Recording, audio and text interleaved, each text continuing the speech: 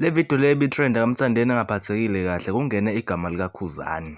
UKhuzani wazikhipha ngaphandle mayelana nento eyasho uMthandeni evidweni engeyinhle athi wayizwa ngentatheli yelanga. Le nto uMthandeni ayikhala ngayo kwakuzinsolo ezithi uKhuzani uthe uMthandeni uhlehlise umngcwabo kamama wakhe wawuqondanisa ne-date ye-event ezobe ise-Kings Park igcwalisa Spring Picnic. UKhuzani kubeke kwacaca ukuthi ayikho into ayikhuluma nentatheli yelanga, lezi ndaba lezi zingamanga. UKhuzani uthe i-briefing abebenayo inhloso bewukudlulisa umyalezo kuzo zonke izintatheli. Ayikho intatheli okuxoxa nayo ngayodwana. Imibuzo isuke ivulelekile kuzo zonke izintatheli sithangamini sezindaba. Konke lokho kusuke kukhonjiswa bukhoma ezinkundleni zokuxhumana. UKhuzani uveze istatement esivela ngaphansi kwedlamlenze development esishoyo ukuthi izinsolo ezenziwe uMthandeni Manqele ezinkundleni zokuxhumana bayaziqhelelanisa nazo. Akukho ukukhuluma ababenakho nentatheli yelanga mayelana nesifo esivelele uMthandeni wakwaManqele. I-foundation ixhumane nentatheli ethintekayo ukuba izochaza ngalolu daba. Intatheli ithe ayikho inkulumo ababenayo ethinta uKhuzani ngesikhathi bexoxa noMthandeni. I-foundation ifake isicelo esithi umuntu okhulumela umcimbi obizwa ngegcwalisa Spring Picnic All White uMthokozi Zuma, hhayi uKhuzani.